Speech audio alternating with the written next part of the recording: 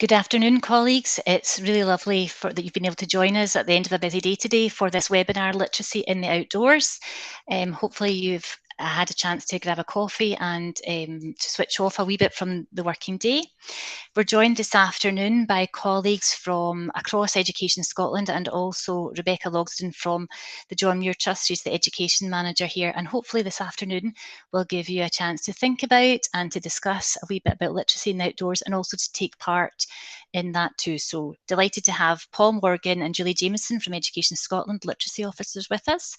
Natalie White from East Ayrshire Council, that's the Learning Outdoors support team, and colleagues from the STEM colleagues, myself, Mary Thompson, Mark Irwin and Lynn Yenica. And we're really delighted that you've joined us this afternoon, recognising that you've had a busy day.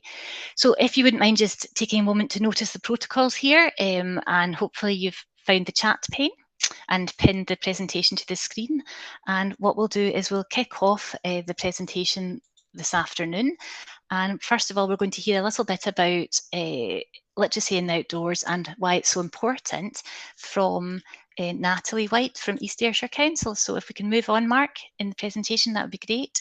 And we'll hand over to Natalie. And this afternoon, the presentation will jump backwards and forwards between colleagues, and hopefully you'll have a really good rounded picture of what we're wanting to share with you this afternoon. And pop any questions in the chat pane and we'll hopefully be happy and able to answer them for you. Okay, thank you, Mary. Good afternoon. So my name is Natalie White. I'm a development officer and principal teacher for the Learning Outdoors support team in East Ayrshire. And if you're a Twitter follower, I would thoroughly recommend following us as EAC Lost or myself at Natalie White. And we're always putting up everything that we do outdoors. As I say, we're a team of people working in the outdoors all the time. If you jump on a wee slide, Mark, that'd be great. Thanks.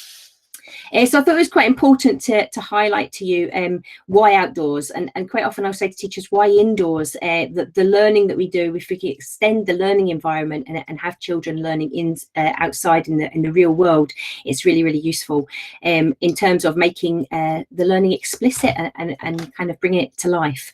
So if you really just want to keep pressing enter because it's on a transition mark, and I'll just kind of talk through them. So MESS, outside, it's really, really good. We've done this acronym, Mrs. NAR. It's good to make mess and move around and let the children get dirty, but more importantly, quite often learning is messy. You know, it's making those mistakes and having the chance to be creative that really deepens the learning and our understanding of it. We can make through trial and error and asking deeper questioning when something doesn't look the same as something else. In the classroom, we tend to keep things very neat and tidy, and the work looks the same. There's risk. When we're outside, we have the opportunity to take little risks. Generally, the playgrounds are incredibly safe places, but so there are still things that we can do. So balancing on the curbstones, or having the opportunity to trial things out, knowing that they might fall down or things like that. It's actually okay. Having the consequential learning as well. So when you snap a stick, the consequence to that is that the stick's broken, and having those kind of learning experiences is really useful. If we jump onto space, there's much more space. I know as a classroom teacher, you are literally on top of each other. And now that we've had these restrictions imposed upon us about 2 meter distances from the teacher's desk and all of that, space has become a really big thing. And actually having the children outside now more than ever is giving them that space to move around and to actually, just breathe and get some space. So using that space, but also it's quite important just on the space one, to think about different types of space. And I know that a lot of schools just now are putting children into the playground and they've got their bubble has got one area. Really try and mix that up, because we know that children just they need the experiences of different topography. They need to be on hills, they need to be on uneven surfaces, and they need to be on grass and in natural spaces as well as concrete. So rotating those spaces around is really, really important. And think about yourself, if we put all the teachers in the staff playground and just told them they had to stand in the playground for 15 minutes and there's no toys and there's no equipment, and it's just those concrete slabs and you're not allowed out of that line, what would you be feeling like by the time you get back inside? It's that frustration. So try and mix it up a wee bit, but when we're learning, make the most of all those different types of spaces. Noise. we can make much more noise outside, and learning quite often is noisy. You know, I think a lot of teachers I speak to, you're spending that time saying, how do I get them to be quieter? How do I keep the noise level down? And that's not necessarily because the children are being noisy and it's useless noise. It's just because of that impact of being in a classroom or an open area space where other teachers are trying to teach their lessons as well. So the noise level has to be lower. Whereas outside, actually, it can be just be allow the children to be at a level that's not impeding on anybody else. But actually, as well, that learning quite often is noisy, and the noise level is less of an impact when we're outside as well, whereas in the classroom, as I say, it seems to be amplified. Artifacts, they're everywhere, all those things. And the lovely things about artifacts in the natural spaces are that you're interacting with them and they're multisensory. Holding something in your hand, smelling it, it smells different, it feels different, and that makes and creates different reactions in your brain. So where you're retaining the information, how you're making the connections between the things, what questions you want to ask about it, is much more engaging than the stimuli of just a simple pencil in the hand and a jotter, or plastic items that we always use for maths and things. And also as well that they change, the seasons change them, the weather changes them, all of that has an impact on these artifacts. So they're making those connections is really important. Authenticity. I quite often hear teachers saying that when they go outside, they feel it's been contrived. They've tried to squeeze an outcome into an outside experience, and it really doesn't need to be like that. The authenticity, it can be. There's so many opportunities, and so they're abundant. So it's all around us. We don't need to fabricate it. The reality is that the E's and O's, experiences and outcomes in our curriculum for excellence, they are there to teach our young people to be citizens of the world, to go beyond the learning of school. And once they're past 18, they should be able to use all of those skills they've learned in school in the real world. So if in effect, all of the experiences and outcomes that we have in the curriculum should be demonstratable in the real world. And so it's just looking for those opportunities to do that, engaging with it. And we'll talk more about that over the next, through the seminar, sorry. In addition to that, there's these lovely new benefits, and they're not really new, they've always been there, but they've been, I suppose, more explicitly put out to us given the current climate. We have an obesity crisis in Scotland, and we have it in the UK, to be honest. In 2016, the health surveys came back and said that 16% of our P1 cohort, so that's 16% of 5-year-olds, were already medically obese. So we're talking about possibly 1 in 5 children in our classrooms, a fifth of them actually being obese at age 5. And the unfortunate thing is that we then put them into classrooms and we sit them at desks, and their sedentary behaviours are then encouraged. So we need to get kids outside physically active, and just by being outside of the classroom, they are already engaging in that physical activity, the standing up, the moving around, the walking around. That's using the muscles all the time.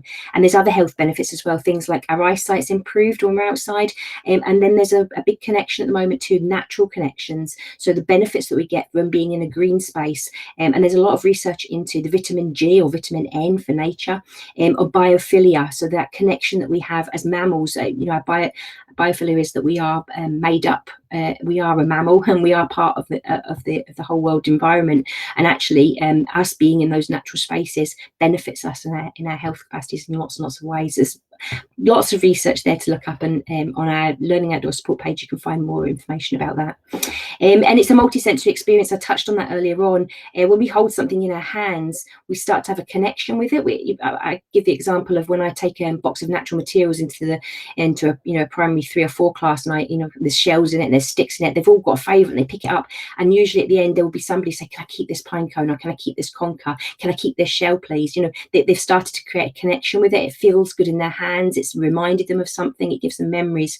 And quite often the learning that we do in the classroom can be quite similar. The teacher stands at the front, they're wearing the same clothes, the temperature of the room's the same, you're sat next to somebody from the same table every day. So learning becomes, oh, this is what learning looks like. And it kind of alludes to the issue that teachers quite often mention in primary schools, where you see a teacher in a shopping centre, and all of a sudden it's like, oh my goodness, wow, they've been let out of the school. And unfortunately, our learning with young people goes the same way. It starts to be boxed.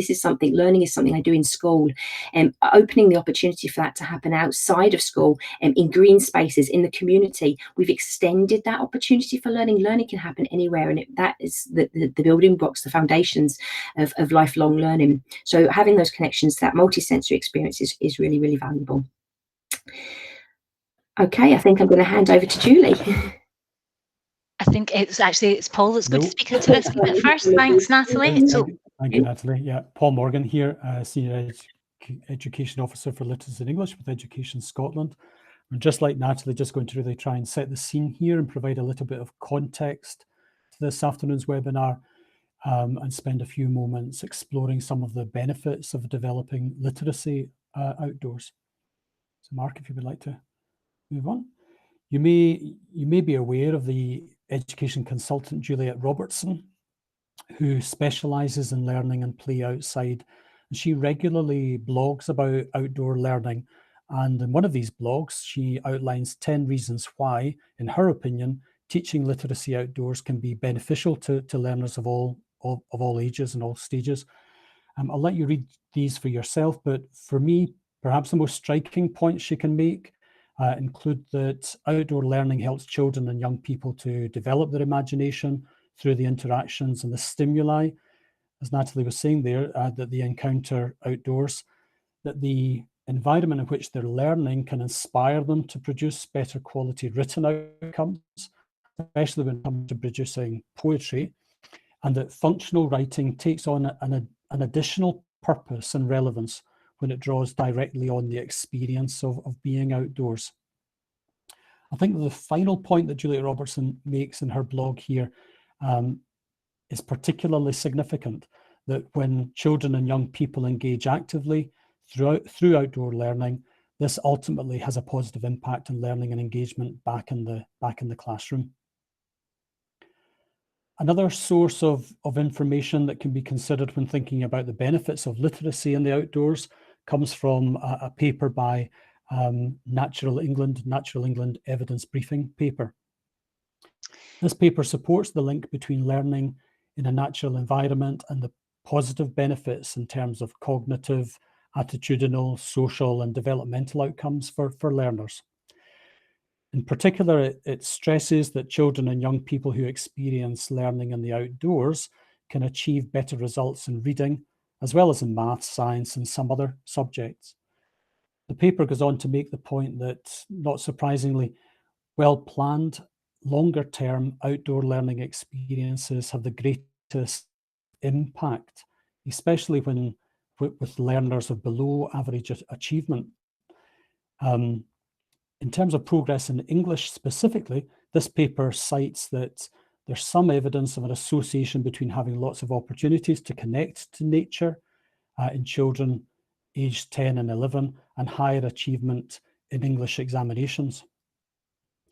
And a key message, I think, is also that extra attention needs to be paid to supporting the participation of more deprived learners in order to ensure equity of opportunity and opportunity for all.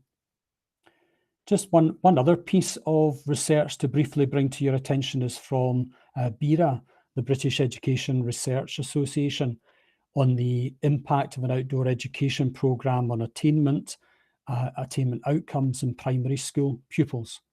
So this research set about answering the question here on the slide and explored the educational impact of a structured outdoor learning programme for primary pupils. The study found that there was an increase in both reading and writing outcomes for those pupils who participated in the wilderness schooling programme that's outlined in the research, when compared to those who received a more conventional classroom experience. So it's really interesting to see that the data showed that children in the intervention group also made quicker progress when compared to pupils in the control group, particularly when it came to English reading. So those are just a few papers and pieces of research and blogs and whatnot, just to try and kind of set the scene and give a wee bit more, like Natalie was doing there, a wee bit of context to the whole issue of literacy in the outdoors. Now going to pass you over to Julie, who will share some examples of typical literacy activities that can take place in outdoor environments. Julie? Thank you, Paul. Thanks. So I'm Julie Jameson from the Literacy and English team at Education Scotland. And as Paul said, I'm going to take you through some examples of how being outdoors can really support that literacy and English curriculum. So Natalie spoke quite a bit there about the multisensory experiences that we have outdoors. And how this can really help us in terms of learning. So I'm going to start to look at an early level example and look at listening outside. Now, it can be a really noisy environment, as Natalie described, but it can also be a really quiet environment for children to develop their listening skills. So by focusing on listening to sounds outdoors, children can build important skills to develop early reading. Taking the time to sit quietly or even lay on the grass can provide the right atmosphere for focused listening. Some settings might also choose to take a listening walk in the local environment. And if Mark just clicks on the little icons there, we can hear some of the sounds that we might possibly Just come before across. Mark does that, is it? I think people are struggling maybe to hear at the moment. So if we can try and speak up a wee bit. I know, Julie, you were having technical difficulties at your end, so hopefully that'll be resolved. Okay, will do. Great, thanks. Thanks, Mark.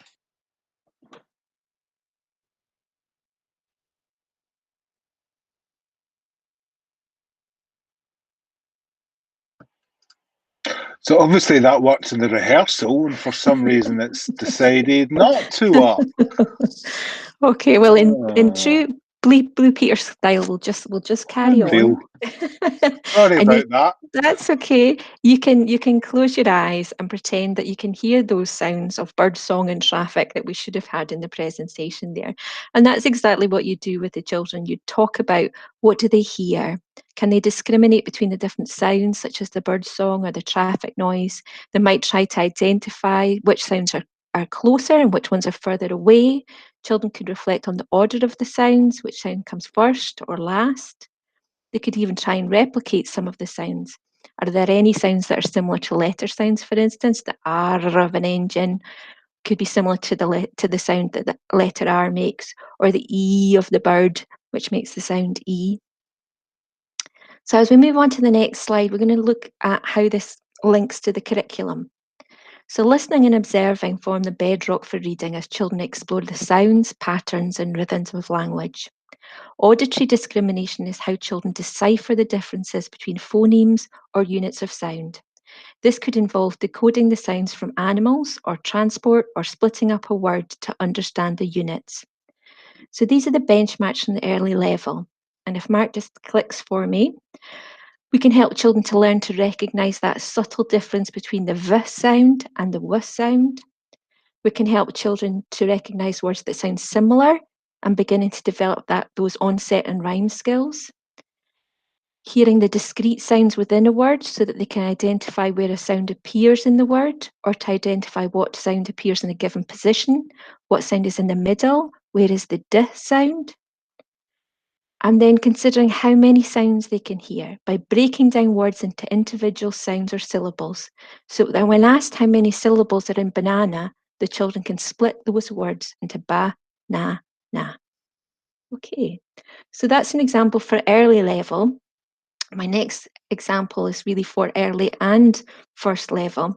And Natalie talked very much about children using artifacts in the environment, and this is an example of that. So young children love to investigate various leaves, stones, flowers, twigs, or strange items as they explore the natural environment.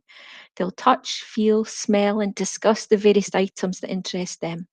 They often choose to make collections, observing the size, shape, colour, pattern, and texture of natural objects.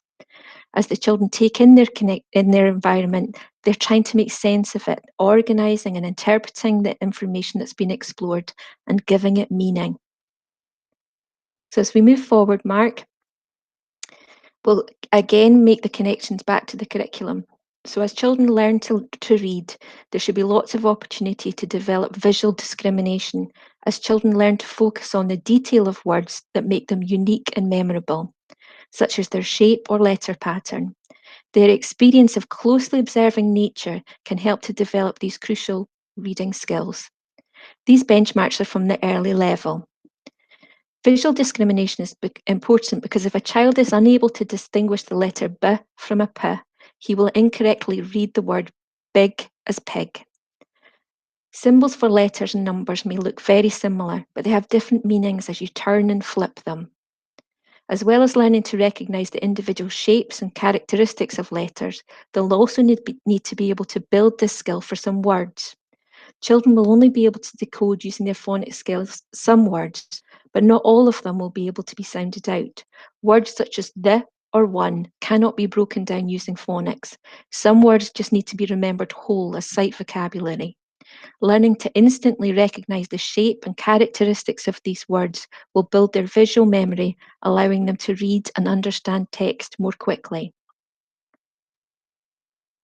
As we move on, we'll look at an example for second level. So outdoor experiences such as den building provide ideal opportunities to develop listening and talking skills in a practical context. In my experience of outdoor learning, I found that the dynamic between learners often has a subtle shift when you go outdoors. Children who have lots of practical experience outdoors often take on more of a leadership role than perhaps children who are more articulate in a classroom environment, and they become more likely to become the listeners and have the opportunity to follow more instructions. And this can help to really give me a better understanding of my learners and what they can achieve in the different contexts.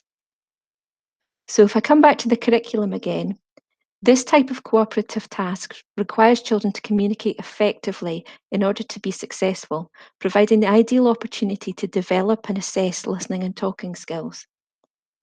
So when we look at these experience and outcome from second level, we'll see that from the very start of that type of activity, children will need to express their ideas, share information, and draw upon any previous experience. They'll have the chance to explain processes, giving instructions in sequence to work as a team. As they encounter problems, they'll be required to identify issues, summarising any difficulties, and communicating together to reach solutions. And throughout, they'll have the chance to ask and respond to questions, clarifying points as they go along.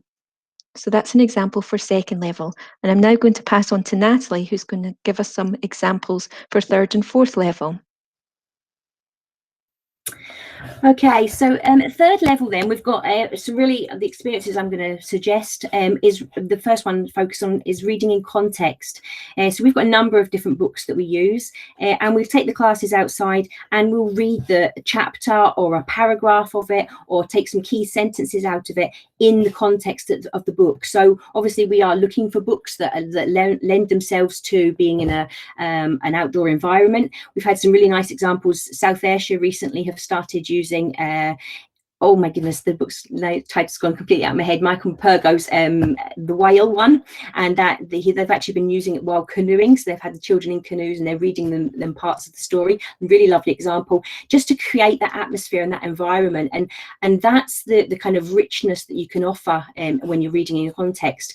A really nice example I'm going to expand on is The Monster Calls. We took this as a second year second year literacy book, and went to the schools. We read a particular chapter about the fight in the playground, and we read it with the children all sat on the steps at the front door in the playground. And then we stopped just before the end of the outcome of that chapter and said, right, okay, I would like you to, we'll go back inside and we'll write the script for what happens next. But equally, we might have gone down the line of what's the diary entry going to be like, when such and such went home at the end of that day, how did they feel? And actually having that, and we've also done things like we've acted it out, or we've actually sort of scripted it and then acted it into that in that playground environment. It just brings the story much more to life. You find they're much more engaged. You find that the pupils are wanting to ask more questions about the character. Well, what will he do next, or where will he go next? Because they've actually kind of almost started to put some of their own experiences into that. They've really seen that they're almost in the scene, in the story. So it really brings it to life. Another really lovely example of that is the Harry Potter book. And I have to say, this is one of my favourite lessons. And when I hear a school's doing the Harry Potter, I always say, come and let me come and do the lesson with you. The Diagon Alley going down, Harry Potter gets his wand, and his wand has come from a tree and a branch, and they go through the various different trees that it is. And I then present the children with a little sort of little box, and they can put their magic inside the box. They'll go and find it in the woods, but they've got to go and find their own wand. And reading that chapter in a little woodland space, trees around them, really quiet, it really brings the story to life. And the photo that you can see just to the left there, that was actually S1 children in the woods, and you can see he's got his wand, and he was absolutely ecstatic with his wand, and was reading us a spell that he was doing. There's a wee link there that we do have. Learning Through Landscapes came in and did a wee film on literacy outside for us, and it's saved, and I'll send the link after this session. And Wolf Brother is another one. We've do a 4-week program where we do the Wolf Brother with particularly non-engaged secondary children. It seems to be a really good book for grabbing boys that just don't want to be reading. It's a lot of bushcraft stuff in it. There's the opportunity to do, we've got shelter building and all that, whittling and lashing and all those kind of things all come out in the story. So having the story read to them and then having the chance to try those things out. We were making paints just a couple of weeks ago, natural paints out of various materials outside, and then they made their own symbols and did their own cave paintings. It really brings the story to life, and we found that actually then back in the classroom, and that's the really important bit, is making that connection back in the classroom. What does that look like? They've done instructional writing, they've done creative writing, so that gives them a real opportunity to engage in that. Do you want to jump on one slide if that's okay? So that book was Wolf Brother, George. But equally, the Nest one is really good as well. Okay, so at 4th level, working with 3rd years and 4th years, we've done this with looking at the poetry by McCaig has been a really big success. A lot of his poetry is about the landscapes, and we worked really closely with schools to take them outside and actually look at the environment that the young people are in and start to find things that they could appreciate and start to describe it. So reading a couple of verses of a poem that somebody else has written about their environment, and then taking them into the space where they can actually view landscapes, or they can see the urban environment as well as the natural environment. What does it look like? Building up word walls and using synonyms and things like that. How can we do that? Building that picture up outside and then back inside again to write that further poetry. And the quality, time and time again, we're getting the quality of the poetry is far greater when they've had that experience. And it's just about how it looks and it feels to them. And if a child's really engaged in it, if they've actually experienced it themselves. And I think so often we forget that a lot of young people aren't experiencing these things, and we're asking them to write about experiences that maybe haven't even had. There's obviously a huge number of different poems that you can do that lend themselves to that, but some really nice ones. Up Early in the Morning by Robert Burns, I Wandered Lonely as a Cloud by Wordsworth, and as I say, the McCaig poetry, which I know is a set text within the certifications. Reading for pleasure, this is something we don't push enough. We really do need to get engaged readers and wanting to do this for pleasure. This is a skill that they take on well beyond school, and actually that it keeps them informed, it keeps them educated, it keeps them engaged in what's going on around them.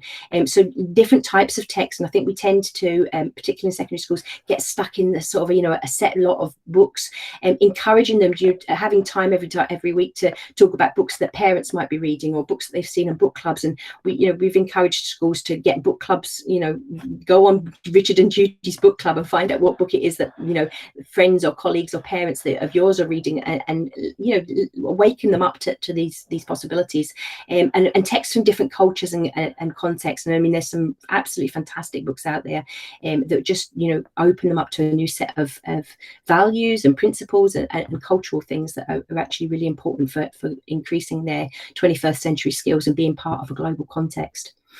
Skills for life. Meeting people in their public environment, in their work environment, even just going down, having those interviews with people in local shops. These are things that we can be doing. We can be writing up surveys. They can be writing those quality questions. What questions are we going to find out? What information do we want to gather? And going into the local environment to gather that information. That's a really great way of using skills that are and they can use them as recordings. It doesn't have to be written stuff. Really, all really, really valuable. Gathering research, as I say, talking to the local population in surveys.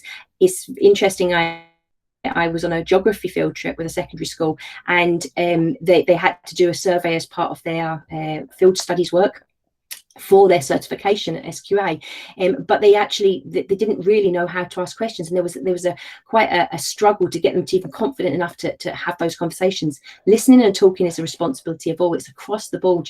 We need to be looking for other opportunities to do this. So actually, getting in touch with other departments in the school and saying, what kind of literacy things are you likely to be needing? Can we work together to encourage the students to to start engaging with these things.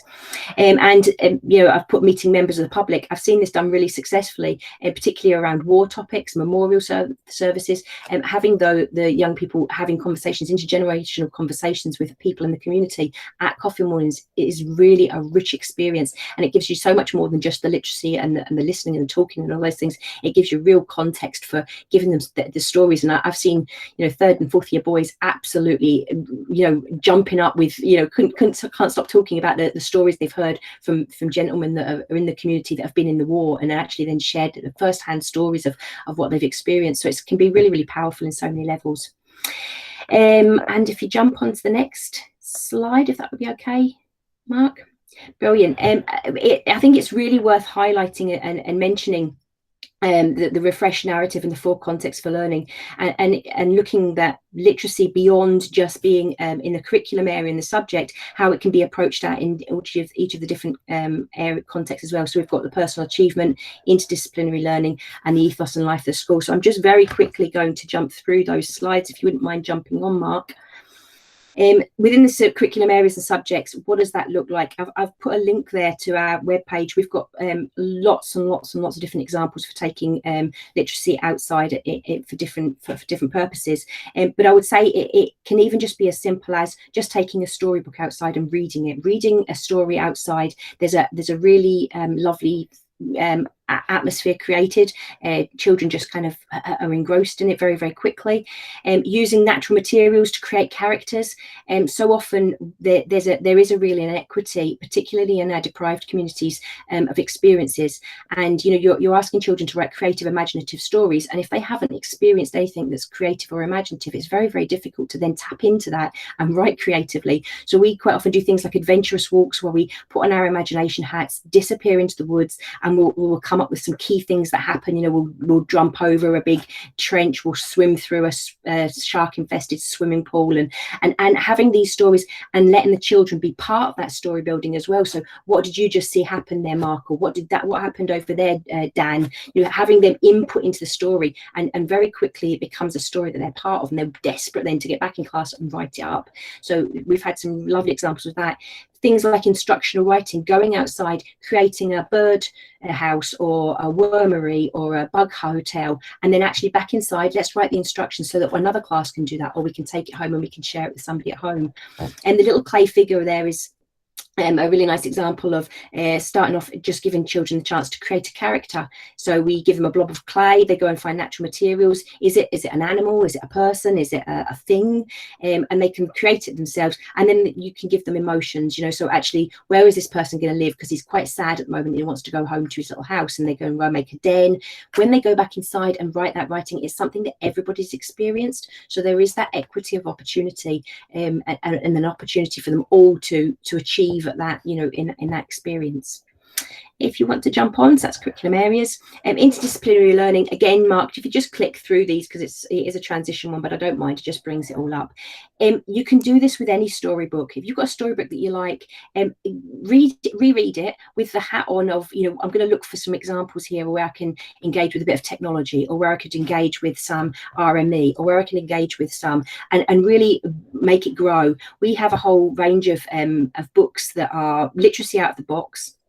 They're identified on a key theme of a story, but they have other curriculum areas that you can then develop. So we start with a mind map. We just add the ideas under each curriculum area.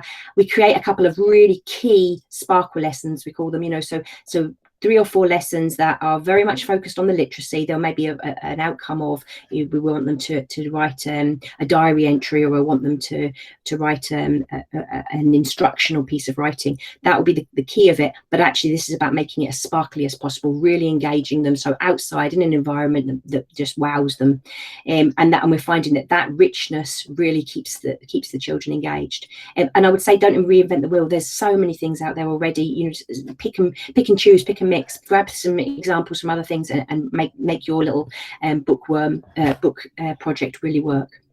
So we've got that. If you want to jump on, so personal achievements. There's so many opportunities for good, high quality reasons for writing, and to me that the wild, all of these challenges really promote that. So at any level, wild challenges are a really nice one for early levels. Heritage heroes for the first level, and John Muir Award is second level and beyond. But what we find is that they can be involved in writing the application form, writing action plans, doing posters, sharing their learning afterwards, so PowerPoint presentations, stand-up presentations. You know, all of these skills are really, really important. And there's a couple of examples there of things that we've done with, you know, children. They've done mind maps of what they're going to learn about, and then gone away and learnt it for heritage things, writing up lists of things that people need to do, job action plans, that kind of thing. Really nice posters and displays and share events, particularly with the John Muir Award, where there's that sharing element of it, it can be really, really powerful. And on all of these skills, as well as the literacy, we're getting those added benefits, of things like confidence building. The children that come across are much more confident because they've had the opportunity to, you know, to share their learning, and they've been successful with their learning. And jumping on, I think it's the life and ethos, is it? Yes, so the ethos and life of the school community. And this is a really nice example. I'm not sure that the video clip will work. It might do, but it's only very brief. We do something where we do big school campouts. No, it's not going to work. That's okay, Mark, not to worry. Big school campouts. And on those big school campouts, we set up tents at the end of the school day. So at 3 o'clock, we go in with our team and pop up the teepee tents that you can see in that bottom photo there. The children have gone away. We've identified maybe one class. They come back with their parents, they get a tent. We then do a whole host of different literacy activities around a book, very much about parent engagement, about role modelling, learning activities, learning ideas, the ways that we can engage with the children. And then we have some hot dogs or soup or pasta, something nice and simple for a supper. And then we do a bonfire. We do the fire, and we, you know, toast marshmallows, we sing songs, and we read the story. And then after the story is read, everybody goes to bed. We found them, they've been a really, really positive experience. Firstly, in terms of teachers have commented on that the parents after that have actually been much more willing to have relationships with them about their learning. They wanted to talk to the staff about, you know, well, how's he doing this, or what can I do to help him do that better, or, you know, they've actually seen the benefits of working in partnership with schools. And in terms of being volunteers in the schools, we found that it's broken down a lot of barriers, that parental engagement post these events has been massively increased, because parents have kind of crossed that threshold, and they've seen it as being less threatening. They want to be engaged, they want to be involved. So actually they've volunteered more in not necessarily just in the literacy area, but in other areas of the school community as well. So really positive outcomes. I think there's one more. Yeah, so just to finish up, there's different types of learning. I don't know if you saw in the chat, George had asked a question about, is it learning outdoors or outdoor learning? And the differentiation would be dependent upon how you would engage in that space. So I can take some learning outdoors, so I can take a lesson, my maths lesson, my literacy lesson, my story book, I can take it outside and I can just read it, and that's one way of being outdoors and learning. However, if I actually engage with the space, so if I make most of the place that I'm in, and if I use the artifacts that are available to me in that space, that can become even deeper and richer. And that comes from that level of understanding, the questioning, the type of pedagogical approach that I'm using in that space. So there is a distinction, but I would say generally at the moment, for most people, this is a relatively new experience. And if it is a relatively new experience for you, you want to just be able to get comfortable in that space. And the more that you use that space, just going in it, the more you'll start to see the possibilities of engaging with the outdoor environment for deeper learning. But in the initial stages, it might just be about going outside and just being in that space. So here's a couple of quick suggestions for you. You might go into the space and look for phonemes in the or use them. Use your natural materials. I don't know why it says unusual materials. It should say natural materials. Use those natural materials to write phonemes. You could go on a hunt for them. You could use chalk on the playground and write different spelling words down. Create word walls, adjectives, those kind of things. And new vocabulary. I think always introducing vocabulary, that's probably something we don't do enough of. We tend to keep the more technical vocabulary inside the classroom. I mean, I quite often point out to people, why don't we all know what cylinders are? Why do children not know what cylinders are when there's lampposts on every single street in Scotland? And it's, I think, because we tend to not speak about the technical language as we see it in the classroom, and particularly for our deprived communities where vocabulary is much lower levels of vocabulary, it's really important that we use proper proper language when we're in the outdoor spaces, all the time, but using it in the outdoor spaces to, again, going back to that, extending the learning environment so that it becomes something, this is the language we use all the time. And then going on adventure story trails, really nice, easy things to do. You can do that in the playground, you know, just creating and using your imagination. Be creative, stick on your imagination hats, your pretend hats, and just enjoy being in this space. I think, Rebecca's coming up next. Great, thanks, Natalie. Yeah, just by introduction, so I work with the John Muir Trust, which is a charity dedicated to the experience, protection and repair of wild places.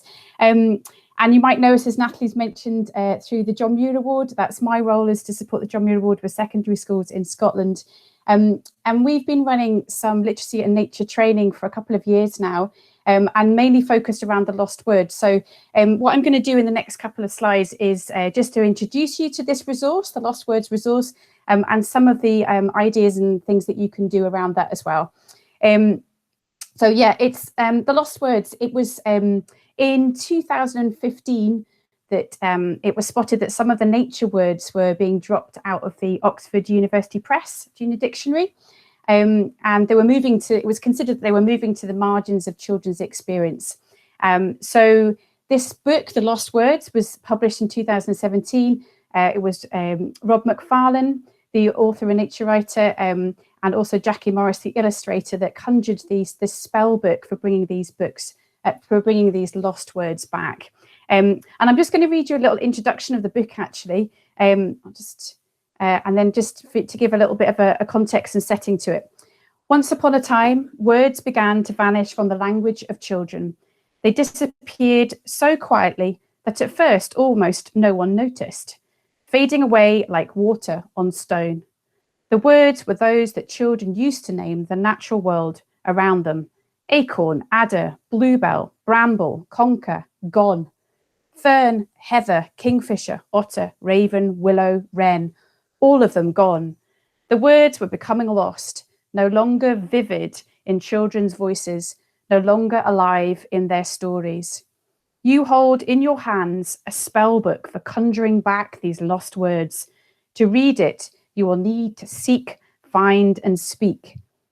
So it's a lovely introduction to looking at nature and the relevance of nature, bringing around nature awareness. It's also a way of campaigning, and a stimulant, I think, for writing and also for creative, for drawing and art as well. What we found is it's actually spoken to a really wide audience as well. So I know that we've just seen some examples there across the curriculum levels there. And I think the lost words can relate to all of those, whether it's early first, second, third or fourth, and even into adult groups as well. So it's not, and Natalie's also mentioned obviously a lot of more deprived communities as well. We're seeing a lot, it's accessible as a resource, and particularly for reluctant readers and writers as well. So in the next slide, I was just going to introduce you to the Explorer's Guide. An Explorer's Guide was written to help unpack and enjoy the Lost Words book. So there is different challenges in it. There's writing challenges, there's research and imagining challenges, creative challenges. So in the Lost Words, there are 22 lost words. And as I say, there are all these nature words that you would, kind of common nature words that hopefully a lot of us would know, but not necessarily young people at the moment would know.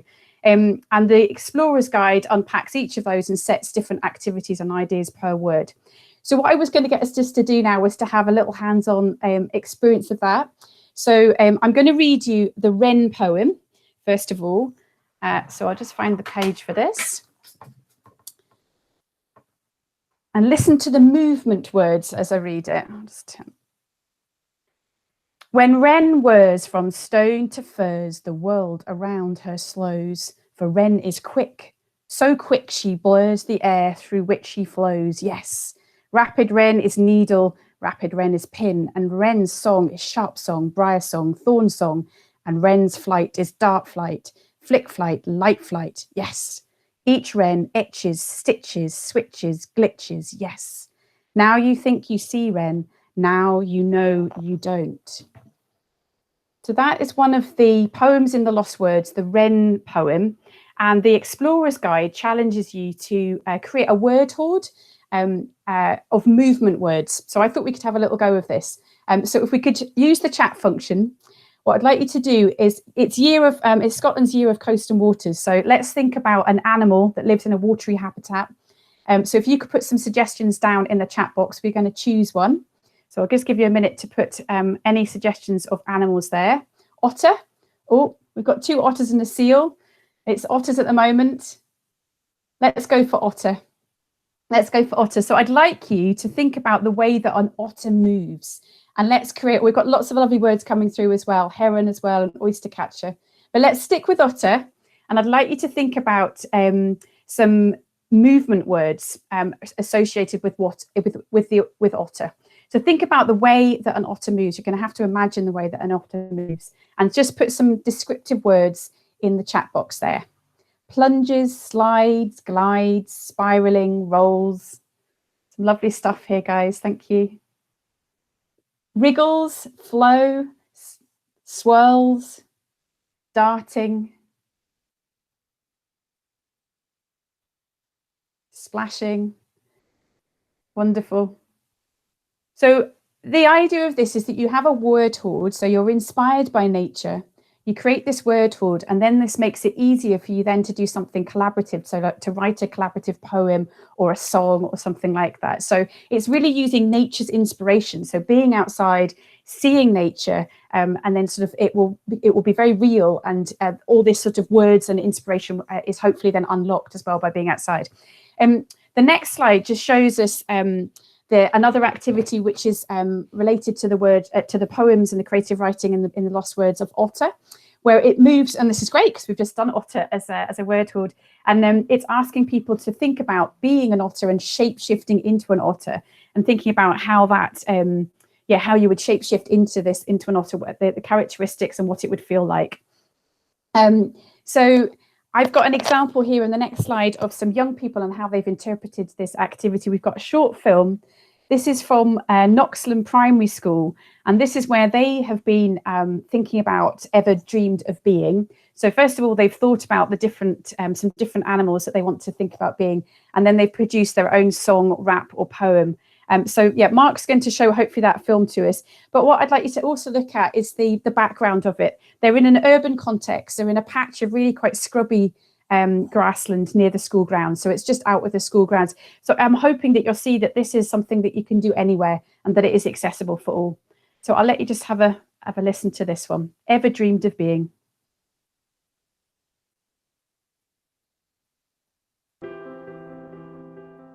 Have you ever dreamed of being a bumblebee? But yellow black so hard to see. Collecting all collected to make honey. The life is free, dreaming on the breeze. It's swell to be a bumblebee, living in a hive with all your mates. Buzzing around at 30 miles per hour. Buzzing around at 30 miles per hour. Buzzing around at 30 miles per hour. It's swell to be a bumblebee. Have you ever dreamed of being Nessie? What a sight to see! Have you ever dreamed of being Nessie? What a delight it would be. Have you ever dreamed of being Nessie? Always on the prowl! Have you ever dreamed of being Nessie? Believed it, but never found. Have you dreamed of being an eagle? Flies anywhere, anytime. It sees all, nothing is unseeable. I've got powerful feet, I've got a razor beak. Stay back or I'll attack. Watch me fly, watch me dive. If you're near me, you'll find it hard to stay alive. Endangered now, but I'm fighting back. Won't you help me stay on track? Eagle! Life is a fall. A 1, a 2, 3. Dashing through the brambles, with the moonshine on my fur. Surrounded by tree and grass, and all make me feel free. Living underground, Feels good to be a fox. Feels good and dazzling, dazzling fox. Over by the pond, the reflection of the moon shines down. My big bushy tail sings all around the place, all around the place.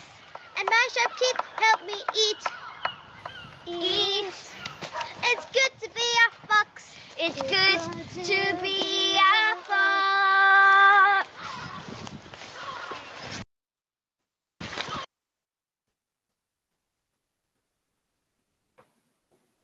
That's great. Thanks, Mark. Yeah, lovely work there from the P5 pupils there at Noxon Primary School, looking at the words bumblebee, Nessie, eagle, and fox. Yeah, and I like the way that they've sort of really upped it with giving a fantastic performance there as well, and that was supported by Talcott Trust as well. So, and they were doing their John Muir Award as part of that. So that was the part of their share challenge. The next slide shows some sessions that we ran with STEM Highland.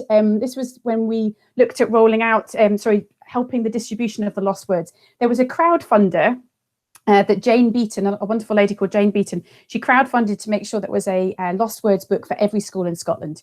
So every school in Scotland should have a copy of the lost words. And just to support that, the Trust also then supported some training around literacy and nature. We've got some practitioners here considering what is nature, what is literacy, and why do it outside, and also they were trying to look at making STEM links as well. So when Natalie mentioned about learning new vocabulary, that was something that they came up with, that actually was learning good scientific language using the lost words helped with that, and also helped to practice those skills of observation. So as an artist or as a writer, you really need to observe closely, and as a scientist, you need those observation skills as well. So we were trying to make links between STEM as well and literacy. The next slide just shows a couple of the actual practical activities that we did. Again, just to highlight and showcase some things from the Explorer's Guide. So we went on a 5 senses walk with the educators there. So they were tuning in using their senses, and they were writing a response and writing that on a pebble with chalk or with charcoal, and then collaboratively producing a pebble poem, which was enjoyed by many. And I think it's this process of inspiration from nature and the outdoors, unlocking the creativity, and then that collaborative action that then can come about as well. The next one is an example of, again, there's a poem in the Lost Words, which is a conversation between a newt and a coot, easy for me to say. And this one is where we looked at creature conversation. So probably maybe more for first and early level in terms of using the puppets that we've got there, but it could be done in a different way, maybe for older young people. But again, it was looking at the characteristics and the kinds of conversations that two animals might have, and just recording that conversation as well, or maybe even writing it up and developing that as a story as well. So quite a lot of characterization was built there too, using animals as the prompt.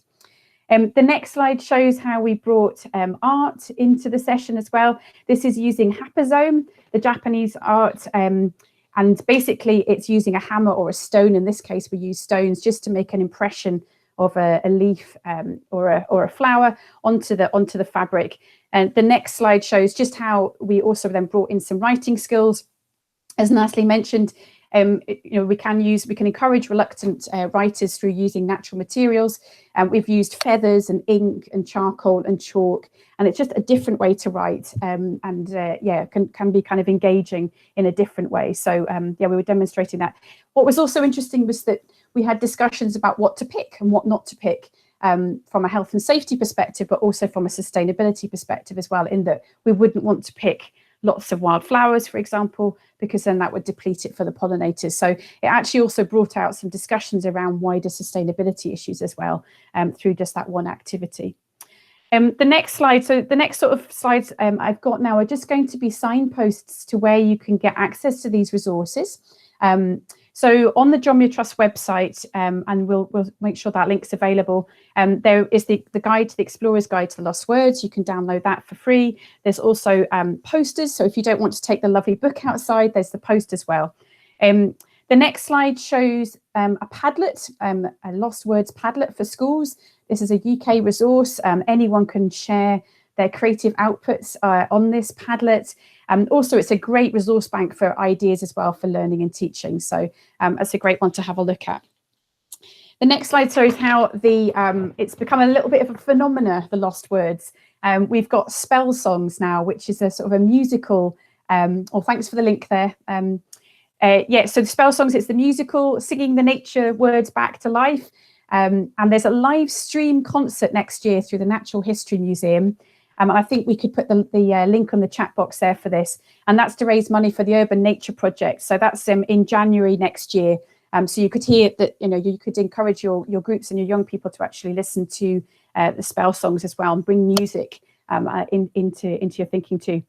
The next slide shows it's the hot off the press.